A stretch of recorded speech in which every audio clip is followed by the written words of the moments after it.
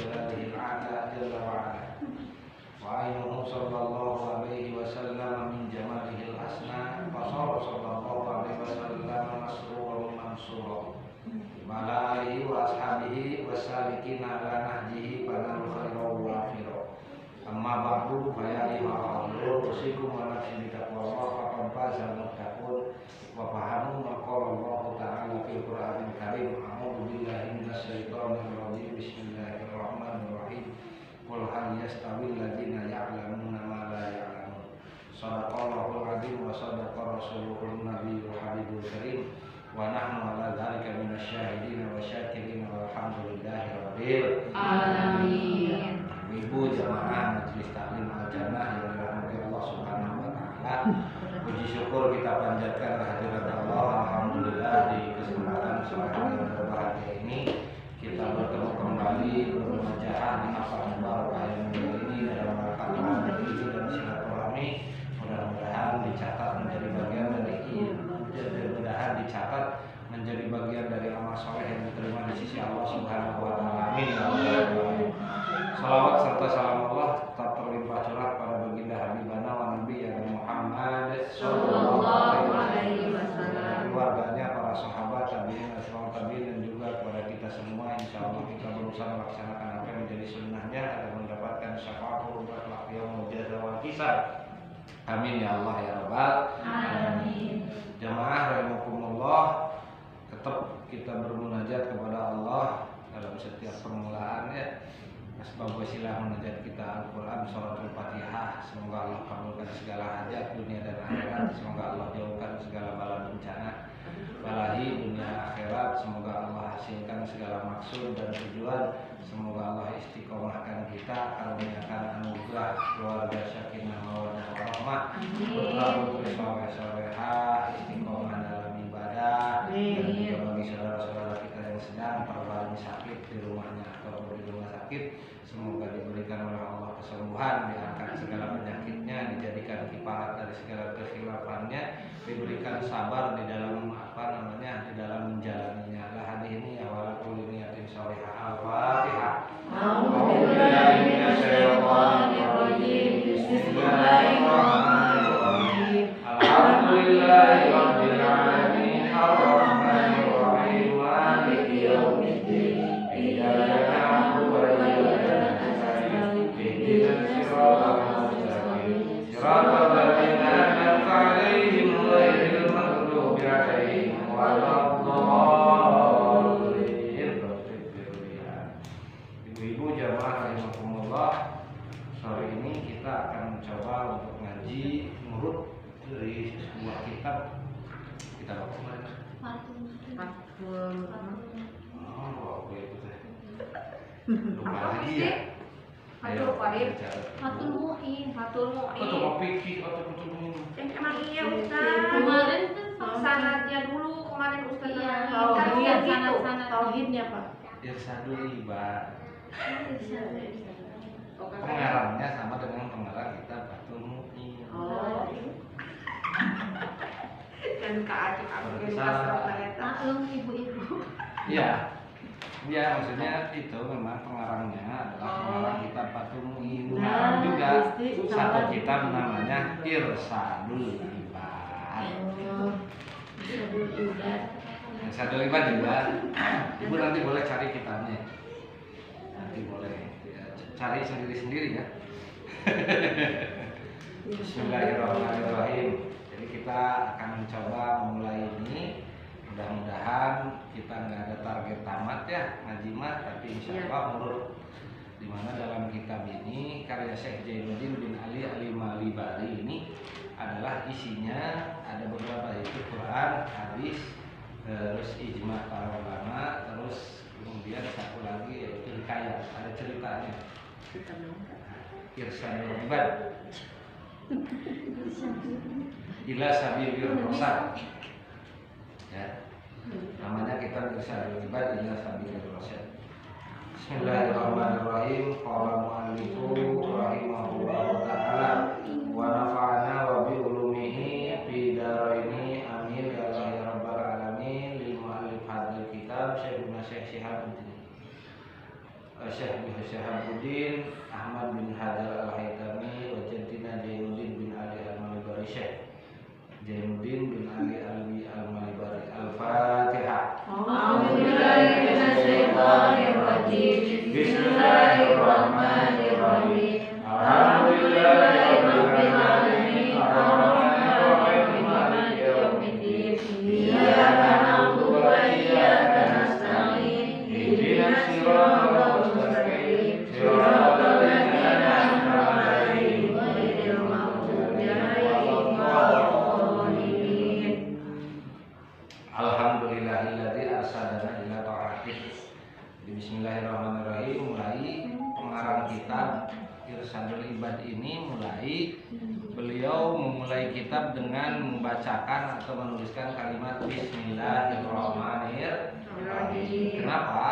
Semua kitab itu bapak, ibu bapak, tidak ada bapaknya ya sendirian. Semua perkara, semua kitab biasanya pasti akan dimulai dengan Bismillah dan Alhamdulillah. Kenapa? Alasannya satu, karena mengamalkan hadis Nabi. Hadis Nabi di mana kata Nabi dalam hadis mengatakan kullu amrin libalin la yubda'u fihi bi bismillahirrahmanirrahim fahuwa abtar au aqta au ajdam. Maknanya setiap perkara yang dipandang baik menurut agama. Kullu amrin libalin, setiap perkara yang dipandang baik menurut agama apabila tidak dimulai dengan kalimat Bismillahirrahmanirrahim bahwa abtar. Abtar itu artinya ibarat kalau hewan itu tidak ada hidungnya. Artinya ayat nakisul barokah, ayat qalilul barokah, tidak ada berkahnya walaupun perkara itu bagus. Ibu di rumah misalnya, buka misalnya mau baca buku, bagus, cari ilmu, tapi nggak dimulai dengan Bismillah. Bagusnya mah bagus, tapi qalilul barokah, kurang barokah, ayat nakisul barokah. Mau sapu-sapu misalnya di depan rumah, nggak pakai Bismillah, karena itu kan dipandang baik menurut agama. Maka itu teh qalilul barokah, sedikit barokahnya atau kurang berkah. Sehingga dalam setiap perkara yang dipandang baik menurut agama harus dimulai dengan kalimat Bismillahirrahmanirrahim. Berdasarkan hadis Nabi, kullu amrin dibalin la yubda'u fihi bi bismillahirrahmanirrahim. Artinya kalimat Bismillahirrahmanirrahim dan salah satu di antara kalimat yang tidak boleh dilupakan itu ada di antaranya, ini mas sedikit istirahat, ada 7 perkara yang jangan sampai lupa. Yang pertama, ketika menulis sesuatu Bismillah, ketika selesai sesuatu Alhamdulillah, ketika menghadapi musibah Innalillah, ketika menghadapi sesuatu yang ajaib Subhanallah. Nah itu tak ada hadisnya. Jadi tidak dilewatkan oleh seorang muslim itu 7 kalimat ini. Nah di setiap perkara yang baik, ini ngarang kita ulama, mau nulis, mau ngajar, mau nulis, mau apa, maka ketika baca kalimat Bismillahirrahmanirrahim, maka ikmalul barokah, sempurna berkahnya. Tapi kalau tidak, walaupun bagus, tapi tidak dimulai dengan kalimat Bismillahirrahmanirrahim, maka qalilul barokah, sedikit barokahnya, kurang. Ada yang mengatakan qalilul barokah, yang mengatakan nakisul barokah. Artinya ada kalimat Bismillah itu adalah salah satu di antara asbab wasilah kita mendapatkan keberkahan dari apa yang kita lakukan. Tapi dibalin itu yang dipandang baik menurut agama. Jangan mau berantem sama suami Bismillah dulu, jangan. mau marahin suami biar nggak bunuh Bismillahirrahmanirrahim, jangan. Jadi ada penempatannya Bu ya. Dalam fikih itu diatur. Oh begitu. Yang kedua misalnya jangan kemudian orang mau berbuat maksiat, mau nyolong motor, membongkar rumah, Bismillah, biar ketemu Bismillahirrahmanirrahim. Itu tidak tepat. Maka ada kalimat dibalin. Dibalin itu sesuatu yang dipandang baik menurut agama. Kalau tidak dipandang baik menurut jangan. Ada penempatannya, gitu ya. Ada penempatannya ketika melaksanakan atau menggunakan kalimat Bismillahirrahmanirrahim. Alhamdulillah, segala puji bagi Allah alladzi arsadana, yang telah menunjukkan kepada kita, yang telah memberikan petunjuk kepada kita dalam kitab ini. Ila taatih, memberikan petunjuk kepada kita agar taat kita kepada Gusti Allah. Jadi hakikat nyata kita itu hakikatnya adalah petunjuk dari Gusti Allah, bukan kemampuan kita, bukan kemampuan ini. Maka selalu meminta kepada Allah untuk diberikan hidayah taufik. Hidayah taufik, karena amal kita itu bukan karena kemampuan kita. Sesungguhnya amal kita itu adalah karena pemberian dan pertolongan dari Gusti Allah. Maka bersyukurlah ketika kita ini semangat dalam kebaikan, semangat dalam tawadhu ini, karena sesungguhnya orang-orang itu adalah yang ditolong oleh Gusti Allah. Enggak, Bu?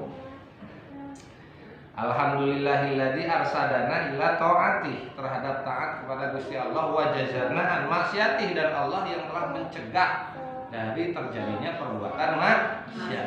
Terhindarnya kita dari perbuatan maksiat bukan kemampuan kita menolak nafsu, bukan kemampuan kita untuk tidak melakukan perbuatan maksiat, tapi sungguhnya kasih sayang Allah yang kemudian mengarahkan baik zahir batin kita untuk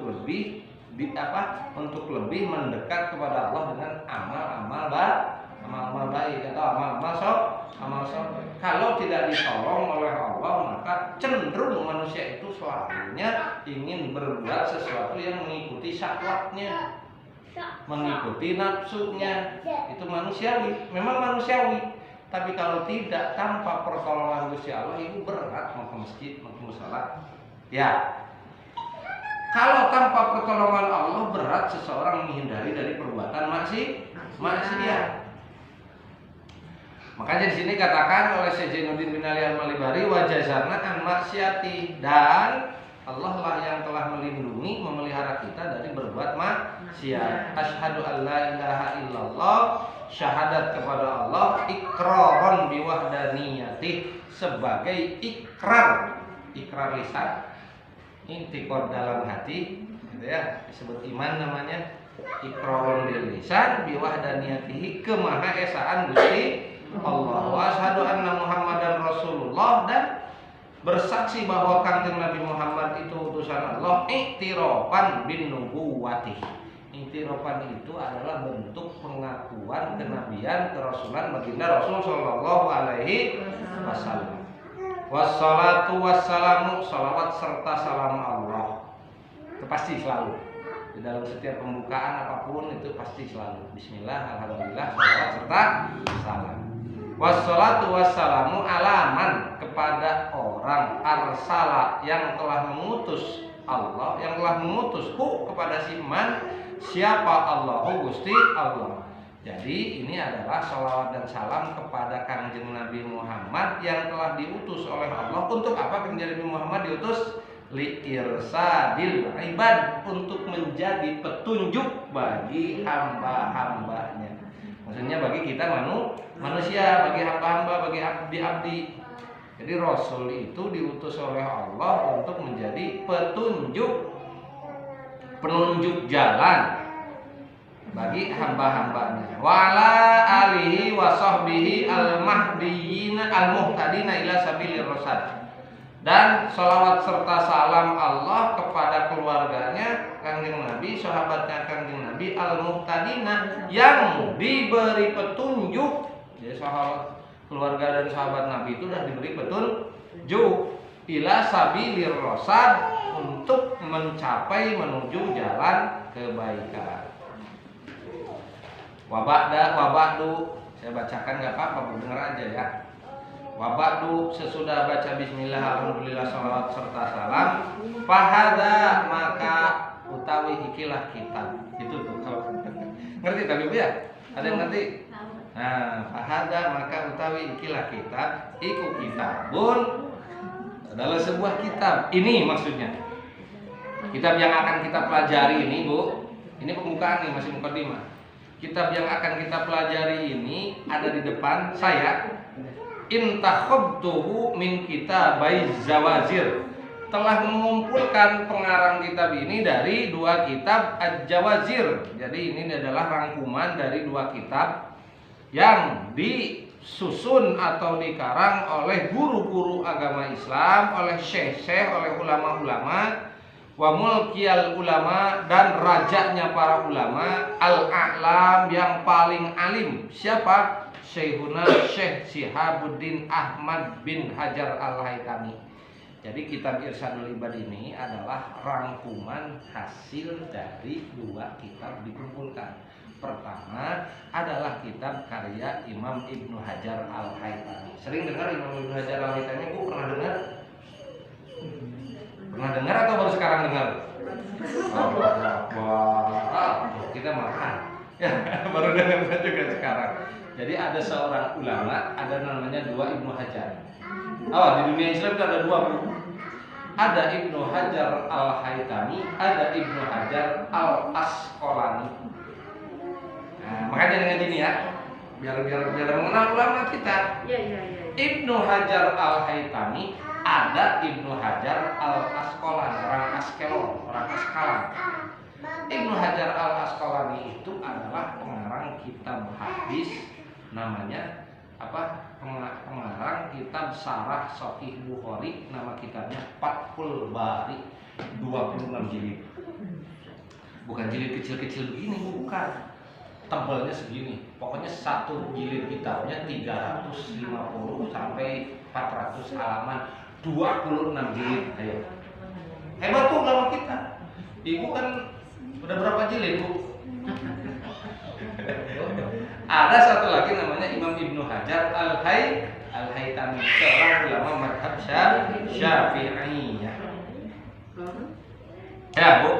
Kedua, dikumpulkan dari kitab apa lagi? Dikumpulkan dari kitab pengarang Syekh Jainuddin Ali Al-Malibari. Ya, itu tadi yang saya sampaikan kemarin, bahwa kitab ini dikumpulkan dari kitab satunya lagi, diikhtisar, maksudnya diringkas, dari namanya kitab karya Imam Jainuddin bin Ali Al-Malibari, pengarang kitab Fathul Mu'in. Kalau Fathul Mu'in fikih banget. Kalau ini enggak.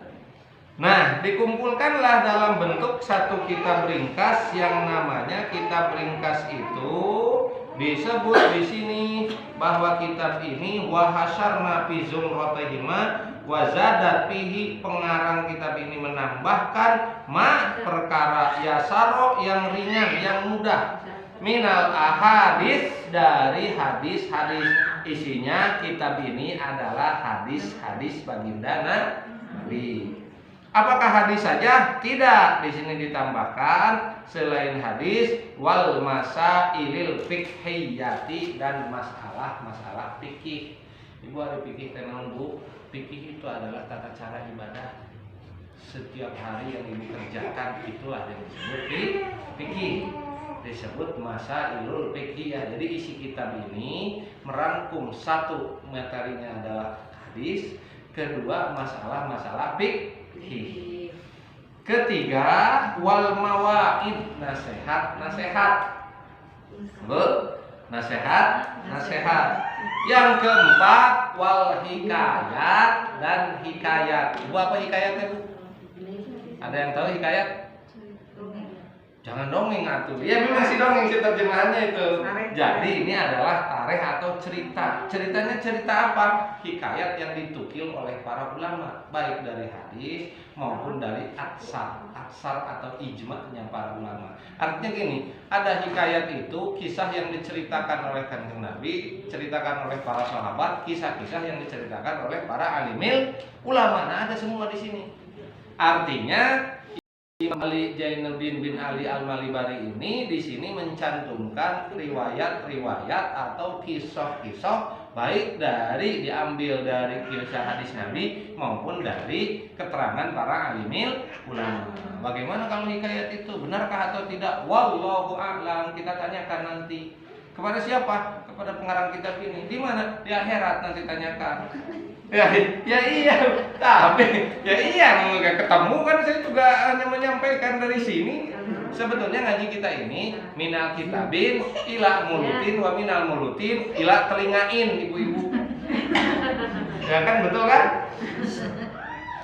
Tapi insya Allah kabar yang disampaikan oleh alim ulama itu lebih bisa dipercaya dibandingkan kabar-kabar yang diterima dari grup WA. Ya, kenapa? Karena kadang-kadang kita ini tidak punya filter, Bu. Kalau mau menyampaikan sesuatu itu, berita itu langsung terima, langsung sebarkan tanpa difilter. Itulah yang disebut fitnah, dan itulah yang disebut zaman sekarang hoax. Hoax itu sejak zaman dulu sudah ada, Bu. Hoax itu sudah ada sejak zaman dulu. Sejak zaman Sayyidina Ali itu sudah tersebar hoax. Hanya dulu hoaxnya itu adalah terjadinya sehingga menimbulkan peperangan. Akibat hoax itu, fitnah itu terjadinya peperangan. Dan ini pula sebetulnya yang dikhawatirkan Ibu. Apalagi saat sekarang hampir tidak ada filter, masuk ke rumah-rumah, masuk ke individu masing-masing yang punya HP. Betul? Betul. Beda seperti zaman dulu. Sejak zaman Sayyidina Ali itu sudah terjadi hoax. Hanya dulu terbatas penyebarannya, tapi hari ini dengan teknologi bisa merubah tatanan suatu negara. Jadi lari ke sana-sana ya. Jadi isi kitab ini, Bu, satu adalah Quran, hadis, masail fiqhiyah, mawaid itu nasihat wal hikayat. Wasammaitu, dan telah memberikan nama aku, kata pengarang kitab ini, kepada kitab ini dengan nama kitab Bi'irsadil Ibad ila Sabilir Rosad, dengan nama kitab Irsadul Ibad, petunjuk bagi ibad hamba-hamba Allah ila Sabilir Rosad, menuju jalan-jalan yang terang. Rojian, dinamakan kitab ini dengan Irsadul Ibad dengan berharap minallah, dari Gusti Allah, al-Jawad, yang maha loman, ayyursidani, agar Allah memberi petunjuk kepadaku, bihi, dengan sebab kitab ini, wa jami'il ibadi, dan segala dan semua atau seluruh hamba-hamba, ila daril khulud, menuju negeri yang kekal, yaitu akhirat. Innahu, sesungguhnya Gusti Allah, karimun wa wadud, Allah maha loman, maha penyayang, wadud, dan maha pengasih. Masuk nih, ruya, diriwayatkan as-syekhani, oleh dua syekh. Nah, kalau dalam kitab ada kalimat as-syekhani, dua syekh, itu merujuk kepada dua guru ulama ahli hadis, yaitu Imam Al-Bukhari wa Muslim. Hadis pertama, Bu, diriwayatkan oleh as-syekhani, dua syekh Imam Bukhari wa Muslim, meriwayatkan sebuah hadis yang dinukil dari sahabat Nabi Umar bin Khattab. Umar bin Radiyallahu, semoga Allah ridho, radhiyallahu, semoga Allah ridho kepada Umar bin Khattab. Qala, berkata Umar, kata Sayyidina Umar, sami'tu, aku mendengar Rasulullah sallallahu alaihi wasallam, aku mendengar Rasulullah sallallahu alaihi wasallam yaqul, berkata. Jadi Nabi bersabda, didengar oleh Umar, dinukillah kemudian hadis tersebut oleh Imam Bukhari dan Imam Muslim di dalam kitab hadis Sahih Bukhari dan Muslim. Dan kitab dan hadis ini masyhur. Maksudnya masyhur itu kenal semua. Kenal semua, karena di setiap awal bab pasti kitab ini para ulama pasti cantumkan. Innamal a'malu binniyat. Oh, kenapa? Innamal a'malu binniyat wa innamal likulli imri'in ma nawa. Faman kanat hijratuhu ilallah wa rasulih fa hijratuhu ilallah wa rasulih. Wa man kanat hijratuhu lid-dunya yusibuha awim ro'atan yankihuha fa hijratuhu ila ma hajara ilaiha. Oh, ini hadis pertama. Pasti apa ini? Jadi Rasul bersabda, kata Sayyidina Umar, aku mendengar Rasul bersabda, innamal amalu, pastinya setiap amal, pastinya segala amal itu binniat, tergantung niatnya. Ibu ngaji sini tergantung niatnya. Niatnya kesel di rumah, pergi. Daripada berantem sama anak-anak. Nah itu niatnya. Jadi diniatin itu 4 perkara. Udah pernah saya kisah? Niat itu atau coba ulangi. Buka. Ayo dibuka deh Bu. Jadi niat Udah saya ngaji, set dulu. niat tolabul ilmi itu apa? Baca. Ya dibaca Bu. Ayah, tuh tadi kami baca. Tuh Bu Istri baca. Satu. Satu Bu.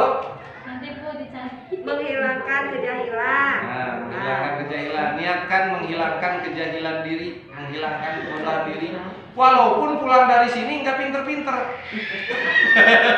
Niat aja dulu Bu. Nah, kita disuruhnya begitu. Iya. Jadi berniat untuk menghilangkan kejahilan diri dalam ilmu agama khususnya Bu ya. Walaupun pulang dari sini kok nggak pinter-pinter, biarin. Benar itu yang penting niatnya dong. Yang kedua apa? Iya, yang kedua itu baca. Menghilangkan kejahilan. Tos tadi. Jadi menghidupkan agama Allah. Niatkan ibu untuk menghidup ngahirup. Bu, bahasa Sunda mah ya teh ngahirup agama Gusti Allah. Ibu kalau ada pengajian terus nggak ada yang datang, ayo masa saya ngomong sendirian. Tapi zaman sekarang usulnya ya ngomong sendirian di kamar, setel YouTube kayak seperti banyak jamaahnya ya. Iya. Zaman sekarang begitu ini sekarang. Niatkan datang ke sini untuk menghidupkan agamanya Gusti Allah. Menghidupkan agamanya Gusti Allah. Kenapa? Karena agama ini itu akan kelihatan syiarnya ketika dihidupkan oleh para penganutnya. Di antaranya sholat berjamaah. Kalau nggak ada yang sholat berjamaah, nggak ada syiarnya, betul. Ngaji tapi nggak ada orangnya.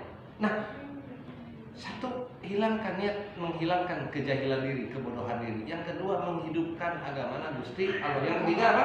Menggugurkan kewajiban. Menggugurkan kewajiban, karena masing-masing kita itu dituntut tolabul ilmi fardhotun ala kulli muslim. Kitab Tanqihul Qaul itu mengatakan wajib hukumnya, tidak ada sunnahnya nyari ilmu itu. Hanya urutannya saja yang berbeda. Urutannya itu bagaimana? Bagi ibu-ibu, bagi bapak-bapak beda. Ibu-ibu itu tidak boleh keluar, kata para alim ulama, dari rumahnya untuk memenuhi kebutuhan dari sisi ilmu agamanya, maka harus diperoleh dari suaminya masing-masing. Jadi suami ibu yang ngajarin ibu. Wah ini head itu begini, salat itu rukunnya begini, fardunya begini, batalnya begini. Ibu tanya sama suami. Itu kewajiban. Halo. Dengar. Udah sering belajar sama suami.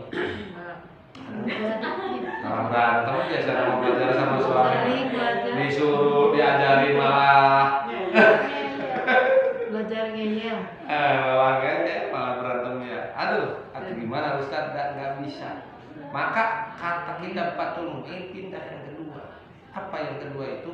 Suaminya yang keluar untuk mencari ilmu, hadir di majelis ilmu, pulang ke rumah sampaikan kepada istri dan anak-anaknya, keluarganya. Jadi suaminya yang harus rajin ngaji. Tapi saya lihat-lihat di mana-mana majelis taklim yang ada ibu-ibu. Balik. Ayo, betul nggak? Jadi sebetulnya ngaji kita hari ini sudah tidak ngitam. Maksudnya tidak mengikuti alur tersebut. Kenapa? Bapak-bapaknya sudah agak susah ngajinya. Betul Ibu ya? Ya, susah. Di mana-mana, hampir di hampir di setiap blok pengajian itu yang hidup ibu-ibu. Iya. Walaupun dengan segala macam aksesorisnya. Ya bukan macam-macam ya aksesorisnya. Tapi di mana-mana. Kenapa kemana bapak-bapaknya? Kadang-kadang begitu. Padahal yang kewajiban bapak-bapaknya pulang ke rumah, ngajarin ibu-ibunya, ngajarin istri. Nah, yang kedua, bapaknya yang keluar cari majelis ilmu, pulang ke rumah jajan. Bagaimana kalau yang itu juga masih tidak bisa dilaksanakan? Maka dalam kitab Fathul Mu'in, suaminya harus mengizinkan istrinya untuk keluar mencari ilmu yang dibutuhkan untuk agamanya. Nah itu tuh, ini solusinya. Suaminya, kan ibu keluar harus izin suami, harus. Walaupun ibu niatnya untuk cari ilmu, tapi tidak diizinkan oleh suami, ibu maksa, punten ibu. Suami yang dapat pahala, ibu yang dapat dosa. Halo. Halo. Maksa ya, keluar mencari ilmu maksa. Suaminya sedang butuh sama ibu. Ibu maksa ditinggalkan. Ibu dapat dosa, suami yang marah dapat pahala. Ayo.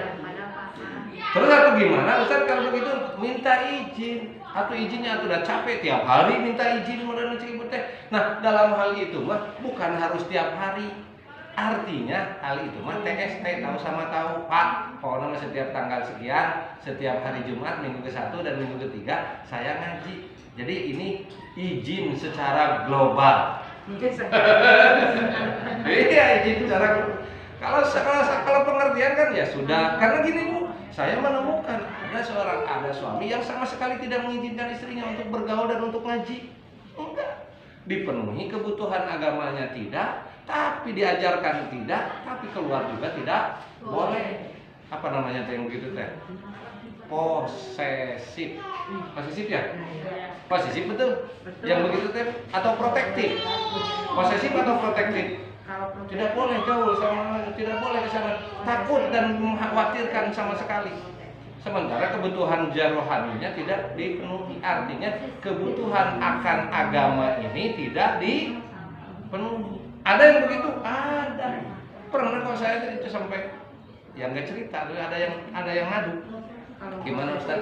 Saya teh pengen ngaji, tapi saya teh nggak dibolehkan. Saya bilang kalau nggak dibolehkan, maka ibu harus nurut.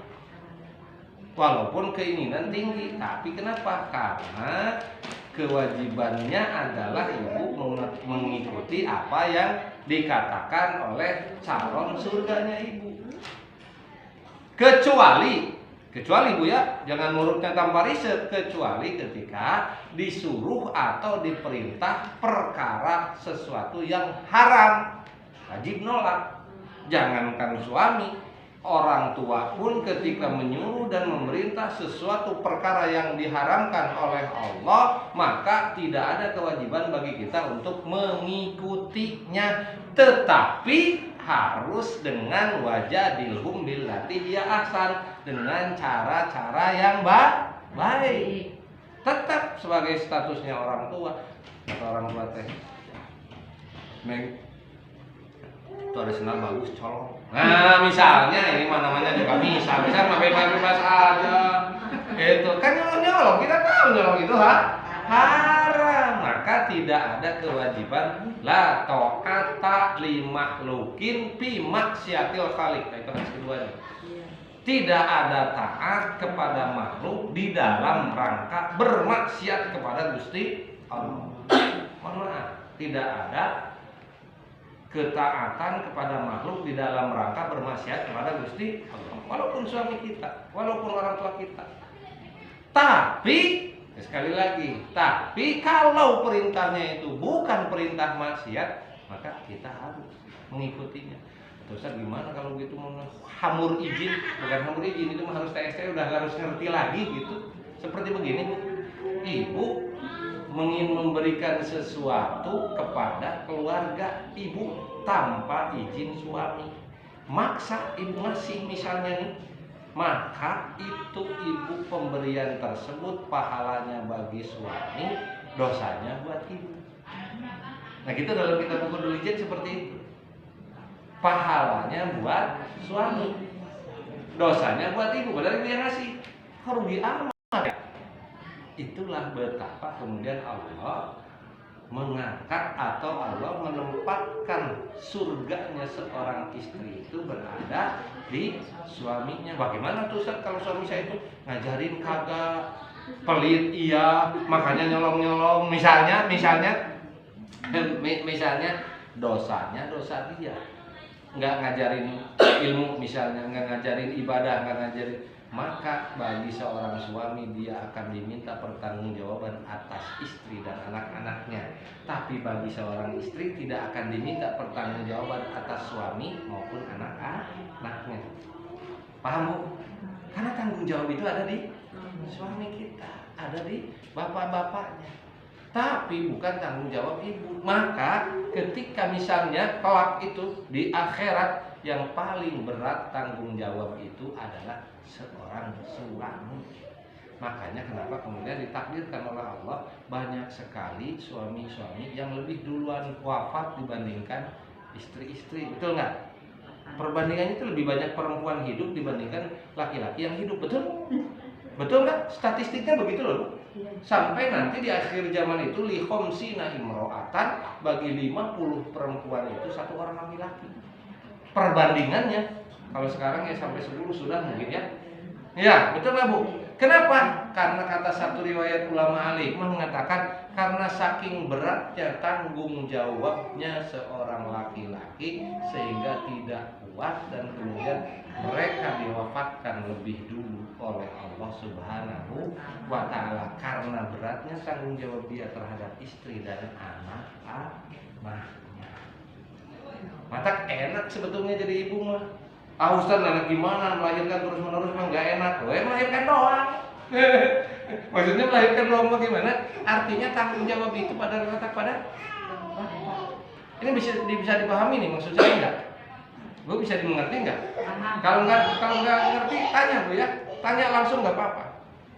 Artinya begitu Bu, berat.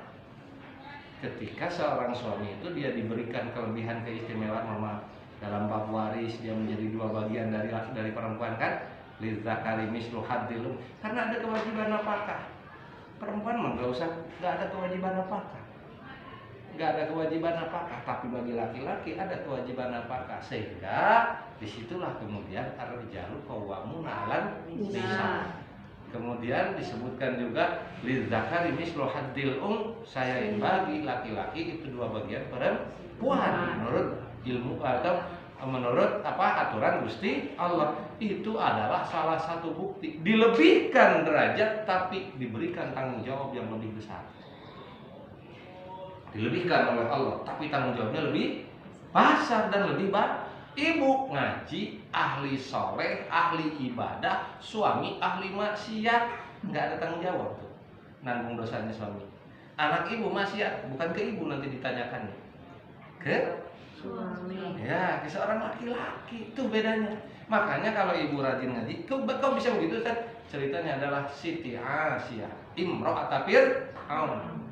Siti Asyah imro'at Fir'aun hidup bersama-sama, yang satu ahli maksiat, yang satu sampai ngaku Tuhan, ya kan? Dari yang satu dia soleh, maksudnya soleh sendirian nih si ibunya. Akhirnya tempatnya di surganya Gusti. Nah, begitu Bu ya. Artinya apa? Ibu punya tanggung jawab untuk memperbaiki islah diri sendiri, tapi ibu juga untuk menjadi role model ya. Insya Allah. Jadi niatkan sekali lagi, niatkan datang ke majelis taklim, ke masjid, ke mushola, menghilangkan kejahilan. Yang kedua menghidupkan agama Gusti Allah. Yang ketiga apa? Menggugurkan kewajiban. Yang keempat nasrul ilmi, niatkan untuk menyebarkan ilmu. Walaupun aku Ustaz sedikit yang cek pembari pokok, penting lah ecat tanwelan. Ya ibu bapak bari pokok mah Bu, bapak lupa makan itu mah sudah menjadi khas. Kalau ibu masih ingatnya panjang, luar biasa itu. Lakadalah itu luar biasa. Kalau bapak lupa mah udah nggak aneh. Ya. Nah itu ya Bu ya, 4 itulah yang menjadi ibu kesini menghidupkan agama Allah, menghilangkan kejahilan, menolong nasrul ilmi, menyebarkan ilmu, kemudian menggugurkan kewajiban mencari ilmu. Innamal amalu binniyat, segala amal itu tergantung niatnya. Wa innamal likulli imri'in ma nawa, dan pastinya seseorang akan mendapatkan itu sesuai dengan niatnya. Kalau dapatkannya di sini hanya menghabiskan waktu, ya dapat habis waktu, tapi tidak lebih. Kalau orang melakukan amal itu hanya ingin mendapatkan pandangan atau mendapatkan pujian dari orang, yang didapatkannya pujian dari orang doang. Rajin sih gue namanya. Orang belum pada datang sudah datang, belakang paling dulu, pulang paling duluan. Kalau niat dalam hatinya ingin begitu, dia dapatkan itu, tapi dia tidak dapat apa-apa di akhirat. Ya Bu ya. Makanya harus perbaiki niat. Kata orang mah jaga lisan kita, mulut kita positif. Positif pikiran, positif ucapan, maka hasilnya pun akan positif. Hati-hati dengan ucapan, karena ucapan itu adalah doa. Maknanya wa innama likulli imri'in ma nawa. Itu makna innama likulli imri'in ma nawa. Seseorang akan mendapatkan sesuatu itu sesuai dengan niatnya. Kalau niatnya itu misalnya pengen duniawi, maka saya mau puasa 7 hari biar proyek kelar. Proyeknya kelar, tapi cuma dapat itu. Nah kan gitu. Nah, itu artinya tergantung niatnya. Tapi ada kadangkala amalun qalilun, ada amal yang kelihatannya amal dunia. Ada amal yang kelihatannya amal dunia, tapi karena bagus niatnya, maka Allah angkat amal tersebut menjadi amal akhirat. Tapi tidak sedikit amal yang sepertinya amal akhirat, tapi niatnya untuk mendapatkan dunia, maka dia berubah amal yang hebat untuk di akhirat itu hanya secuil, hanya memperoleh dunia saja. Bahkan dalam satu riwayat Utsman bin Affan itu pernah mau membeli sumur dari orang Yahudi. Jadi di Madinah itu kekeringan, mau membeli sumur tuh karena Utsman bin Affan orang kaya. Tapi pas mau beli sumur diniatkan oleh Utsman untuk bisa dimanfaatkan oleh kaum muslimin yang ada di Madinah. Tapi kedahuluan oleh orang Yahudi. Dibeli oleh orang Yahudi, dijual setiap satu embernya, airnya dijual. Siapa yang mau beli itu, siapa yang mau air harus beli. Kalau Utsman maksudnya untuk apa? Dibagikan, silahkan saja dipakai. Nah kalau ini tidak, orang Yahudi ini. Kenapa? Karena dia menghitung keuntungan. Jadi duluan dibelilah oleh orang Yahudi. Sampailah kabar tersebut kepada Rasul Shallallahu Alaihi Wasallam. Apa kata baginda Nabi ketika melihat peristiwa ini? Wahai Utsman, niyatul abadi khairum min amalihi. Ini yang harus pentingnya jaga niat. Rumah tangga niatnya apa? Punya anak niatnya apa? Punya mobil niatnya apa? Punya sawah niatnya apa? Punya kendaraan niatnya apa? Ngaji. Ini yang harus kita perbaiki, ini belajar ilmu niat. Apa kata Rasul? Niyatul abdi wahai Utsman khairum min amalihi. Niatmu wahai Utsman, niatnya seorang hamba itu lebih baik dibandingkan amalnya. Maksudnya niat kamu sebagai seorang mukmin yang mau membeli dan membagikan itu untuk dimanfaatkan itu lebih baik dibandingkan amalnya orang Yahudi yang membeli tersebut tapi menjualnya. Paham ya? Artinya dalam setiap langkah ayo kita perbaiki niatnya. Ngaji pun begitu, tadi sudah ada panduan dari ulama, itu loh niat ngaji itu. Selebihnya monggo, mau ditambahkan yang lain monggo, tapi patokannya itu. Begitu pula orang akan mendapatkan sesuai dengan niatnya. Maka oleh karena itu jangan kemudian dijadikan niat akhirat kita menjadi niat dunia kita, jangan hanya sekedarnya, tapi niatlah untuk mencapai dunia akhirat. Maka diajarkan oleh Kanjeng Nabi doanya. Wa minhum, Allah sendiri dalam Al-Quran, wa minhum may yaqulu rabbana atina fid dunya wa fil akhirati hasanah wa qina adzabannar.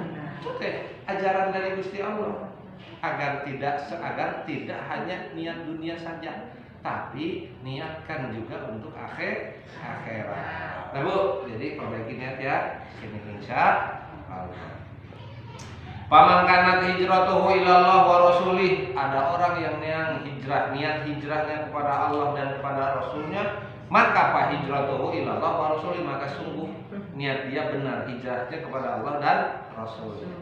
Wa man kanat hijratuhu lid dunya yusibuha, dan ada orang barang siapa orang yang niat hijrahnya karena untuk memperoleh dunia, memperoleh kebahagiaan dunia, memperoleh harta, memperoleh jabatan. Ada yang begitu banyak. Fahijratuhu au imro'atan, atau ada orang yang niatnya karena perempuan. Kenapa? Hadis ini, bab ini menceritakan pada saat Nabi hijrah dari Mekah menuju Madinah, ada seorang laki-laki yang ikut hijrah, tapi hijrahnya bukan karena masuk Islam. Hijrahnya itu bukan karena ingin membela agama Allah, tapi di rombongan Kanjeng Nabi itu ada seorang perempuan namanya Ummu Qais. Namanya siapa? Ummu Qais. Siapa ibu nih? Jangan Krisdayanti doang yang apa? Ari Aurel, Aldebaran. Siapa namanya? Siapa? Ikatan Cinta kan kata Bu, Ikatan Cinta ya? Yang Ibu seneng teh. Ya sebagian, kebanyakan Bu, saya mah cuma dengar doang. Nah Ibu, ada namanya seorang wanita namanya Ummu Qais ikut hijrah kepada Rasul SAW dari Mekah ke Madinah. Ternyata ada laki-laki orang Mekah yang mencintai dan menginginkan untuk menikah dengan Ummu Qais ini. Dia pun ikut hijrah. Ini hadis ini nih. Akhirnya dia mengikuti, tapi bukan ingin mengikuti Rasul dan para sahabatnya, tapi dia ingin mengikuti calon atau mengikuti Ummu Qais. Kenapa? Karena cantik. Maka disebut dalam syarah hadis ini menceritakan adalah muhajir Ummu Qais. Jadi orang yang hijrah kepada Ummu Qais, bukan hijrah kepada Allah dan Rasulnya. Maka kemudian Rasul mengetahui, maka kata Rasul, "Faman kanat hijratuhu." Itu asbabul wurud hadis teh Bu, harus hafal ya. Kenapa ada hadis ini? Karena begitu, itu namanya asbabul wurud. Kata Kanjeng Nabi, "Faman kanat hijratuhu lidunya." Barang siapa yang hijrahnya itu karena inginkan dunia, yusibuha, memperoleh kebahagiaan dunia saja, awimro'atin, atau hijrahnya itu kepada perempuan yang kihuha, yang dia ingin menikahi perempuan tersebut, fahijratuhu ila ma hajara ilaiha, maka hijrahnya bukan karena Allah, tapi hijrahnya adalah karena perempuan tersebut. Maka disebutlah si laki-laki tersebut muhajir Ummu Qais. Pakai ki Ummu Qais. Kata Bu, asbabul wurud namanya kalau hadis. Kalau Quran asbabun nuzul, kalau hadis asbabul wurud. Oh, banyak ilmunya. Jadi Quran itu setiap turun itu ada sebabnya. Contoh, ketika Rasul ditanya oleh kaum Yahudi, Bu, oleh kaum kafir Quraisy, "Muhammad, cik seperti apa sih bentuk Tuhanmu itu? Apakah Muhammad Tuhanmu itu dari emas atau dari perak? Aku pengen tahu." Gitu. Ditanya gitu ketika Nabi sedang berada di Ka'bah, ada kaum segerombongan kafir Quraisy nanya kepada Rasul, "Ya Rasul, ya Muhammad," bukan menyebut Rasul dan tak percaya, Muhammad. Karena kan yang terjadi di Arab, di tanah di Arab pada saat tersebut adalah mereka menyembah berhala.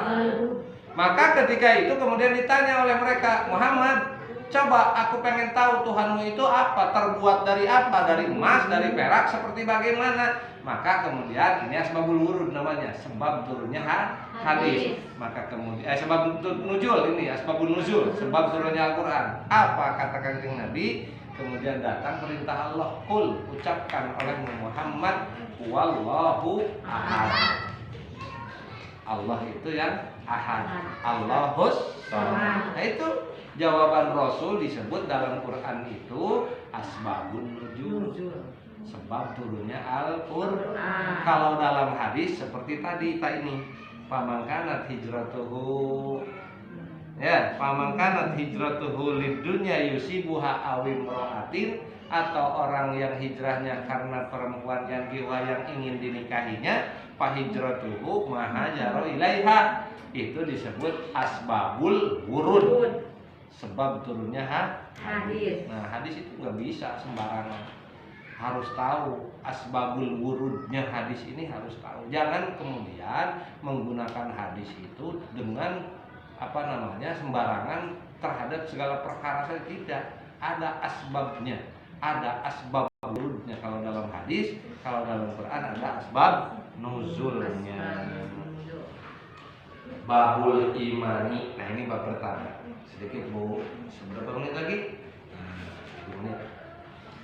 Babul imani. Ini bab pertamanya. Dari tadi apa Ustaz ngaji? Pembukaan. Mukadimahnya aja sepanjang begitu. Mukadimahnya sepanjang begitu. Sekarang babul imani, bab pertama menerangkan tentang iman. Nah, kalau Allah Ta'ala dimulai dengan firman Allah Subhanahu wa Ta'ala. Qala Allah Ta'ala, "Ya ayyuhan nasu ubudu rabbakumul ladzi khalaqakum walladzina min qablikum la'allakum tattaqun. Qala Allah Ta'ala telah berfirman sapa Allah Ta'ala Gusti Allah Ta'ala ya ayyuhan nas. Lihat dalam Al-Qur'an itu panggilan namanya ini munada. Ada kalimat ya ayyuhan nas, ada ya ayyuhalladzina kafaru, ada ya ayyuhalladzina amanu. Sama-sama itu disebut munada. Waja'al munada soha iyudofiyah ka abdi abdiya salah satun bita ikulil asrof ahaduha. Itu apa namanya, ulama nahunya lah begitu. Jadi ada hikmah. Yang dimaksud dengan kalimat ya ayyuhan nas meliputi kafir dan mukmin. Meliputi kafir dan mukmin. Nah, kewajiban ubudu rabbakum itu, perintah Allah itu dipanggil setiap manusia, baik yang iman maupun yang kafir, yang tidak iman, semuanya dipanggil dengan sebutan ya ayyuhan nas. Nah, terus bagaimana beda dengan panggilan ya ayyuhalladzina amanu? Kalau dipanggil ya ayyuhalladzina amanu maka dikecualikanlah orang-orang yang kafir, yang non muslim atau yang tidak beragama Islam, yang tidak iman kepada Allah, dikecualikan, dikeluarkan.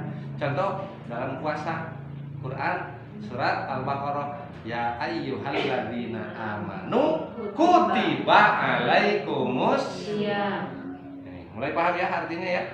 Paham maksudnya bahwa kalimat dalam Al-Quran itu, panggilan itu ada ya ayyuhan nas, ada ya ayyuhalladzina amanu, ada ya ayyuhalladzina kafaru, ada satu lagi ya ayyuhan nabi. Gak bisa terjemahan doang, gak bisa. Itu ada maknanya. Setiap kalimat itu ada maknanya. Walaupun memanggilnya ya ayyuhan nabi, tetapi maksudnya adalah untuk semua umat muslim yang dipanggil nabi. Kalau ya ayyuhalladzina amanu berarti yang tidak beriman keluar. Tapi kalau ya ayyuhan nas, yang iman, yang kafir dipanggil oleh Allah Subhanahu wa ta'ala. Ya ayyuhan nas ubudu, beribadahlah kalian semua. Jadi sudah sampai perintahnya itu. Ubudu, beribadahlah kalian semua. Wahadu, bertauhid. Maksudnya ubudu. Syekh Jainuddin bin Ali Al-Malibari dalam kitab ini mengartikan, menafsirkan kalimat ubudu bukan sekedar ibadah. Wahadu, bertauhid atau menauhidkanlah kalian semua. Maksudnya bertuhan satu kepada Gusti Allah. Rabbakum, kepada Tuhan kalian. Alladzi kan khalaqakum, alladzi kan silaheladzi khalaqakum, kang wus nyiptakeun, kang wus yang telah menjadikan kepada kalian semua, yang telah menciptakan kalian semua, walladzina, dan Allah telah menciptakan kepada orang-orang sebelum kalian. Untuk apa maksudnya? Tattaqun, la'allakum tattaqun, agar bertakwa kepada Gusti Allah. Ini adalah ayat perintah untuk bertauhid kepada Gusti Allah.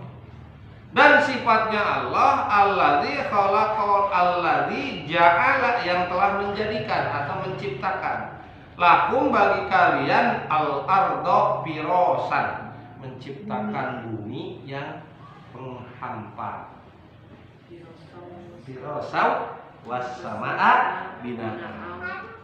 Ini bab iman ini dimulai dengan Al-Qur'an, di mana ya ayyuhalladzina ya ayyuhan nasu budu rabbakum alladzi khalaqakum walladzina min qablikum la'allakum tattaqun alladzi ja'ala lakumul arda firashan, yang Allah telah menciptakan bumi ini firosan, sebagai hamparan.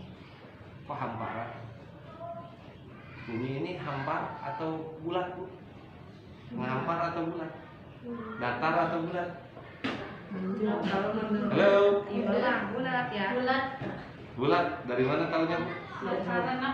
Dari Globus. Dari kakak. Siang dan malamnya kan berbeda, Mas. Gimana? Karena posisi siang dan malam berbeda kayak gitu. Apakah Posisi kemudian matahari. siang malam itu berbedanya itu ditentukan karena sebab bulatnya, Bung? Tidak. Tuh. Ya kan kata Karena putaran. kita tahunya Beda-beda. bulat kan. Nah, ini saya mau nyoba nerangin, tapi ini mau denger dulu gitu. Ya, pandangan kita seperti apa dengan kalimat dalam Al-Quran adalah wa alladzi khalaqakum apa? Alladzi ja'ala lakumul arda ya firosa. Firosa itu adalah bumi yang menghampar. Jadi menghampar atau bulat. Ilmu pengetahuan menunjukkan itu bulat. Kenapa? Tapi Al-Quran menyebutnya hamparan. Mana yang benar? Qurannya atau ilmu pengetahuan pelajaran ilmu yang kita ketahui saat ini? Kita dapat dari Al-Quran berarti mengikuti. Hah? Gimana? Tapi kenyataannya beda. Kata Al-Quran hamparan. Tapi ilmu pengetahuan menunjukkan bulat. Tapi bulatnya berbentuk hamparan. Gimana ada bulat bentuk hamparan? Itu mah bingung nah. Pertama peribahasa globe. Kita tahu Betul. bulat Ya ikut aja. Ya ini paling terkadang. Bu, kita tahu bumi bulat dari pelajaran IPA, dari komputer, dari Google, dari guru-guru bahwa bumi ini adalah bulan, matahari, Bu. Tapi kenapa dalam Al-Quran Allah menyebutkan firosha, hamparan? Mana yang harus kita yakini? Firosatnya dalam Al-Quran atau bulatnya IPA? Tapi buktinya bulat.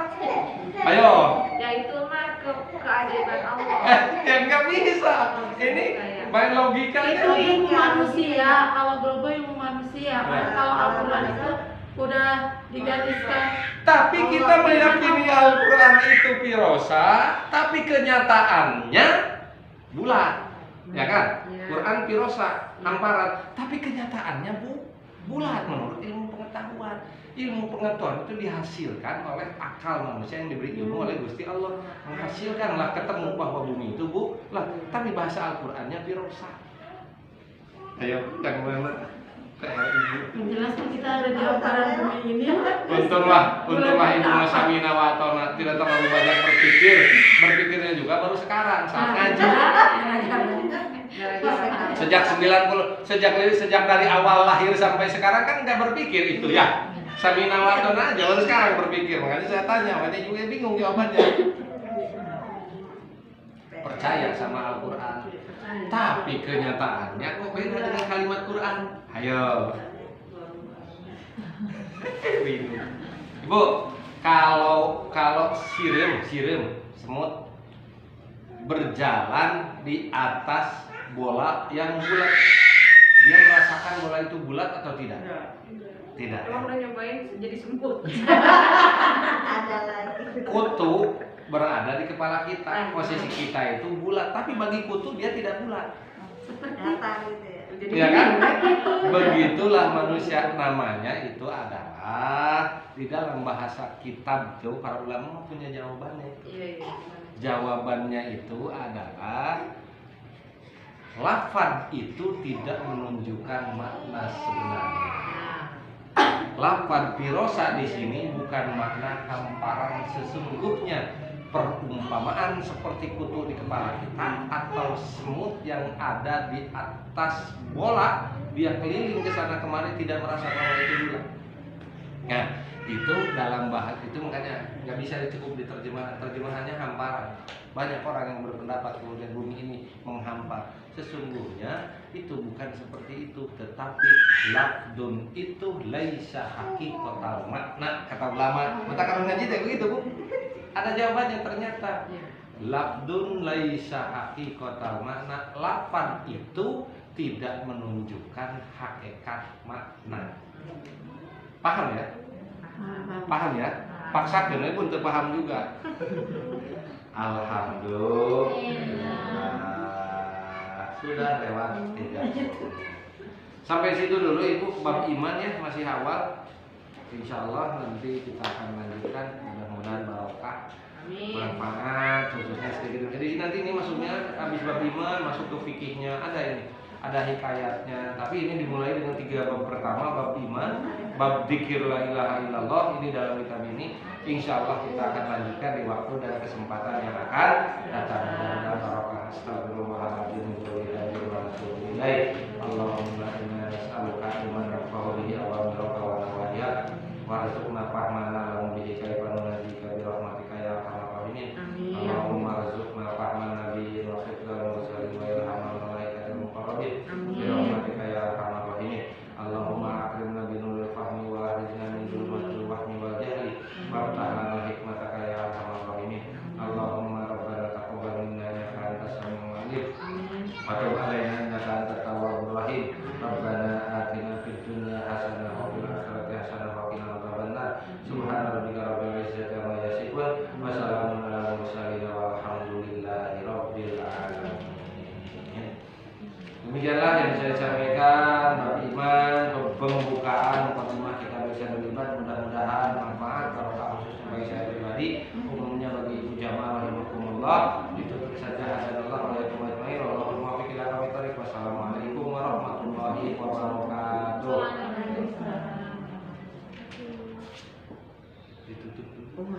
Alhamdulillah, hatur nuhun Ustaz yang telah memberikan materinya luar biasa. Alhamdulillah, masih kita bersyukur masih bisa hadir, ditolong Allah untuk bisa bersama-sama mendengarkan ceramah dari Ustaz Haji Hidayat. Mudah-mudahan bermanfaat. Saya ucapkan terima kasih kepada Ibu Jamaah rahimakumullah. Kita tutup acara pengajian sore hari ini dengan bersama-sama membaca kalimah hamdalah. Alhamdulillahirabbil alamin.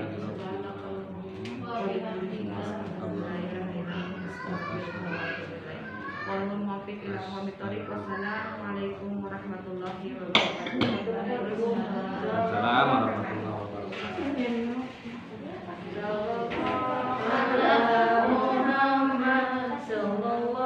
Alaihi wasallam sallallahu alaihi Muhammad. Atur nuhun. Amin.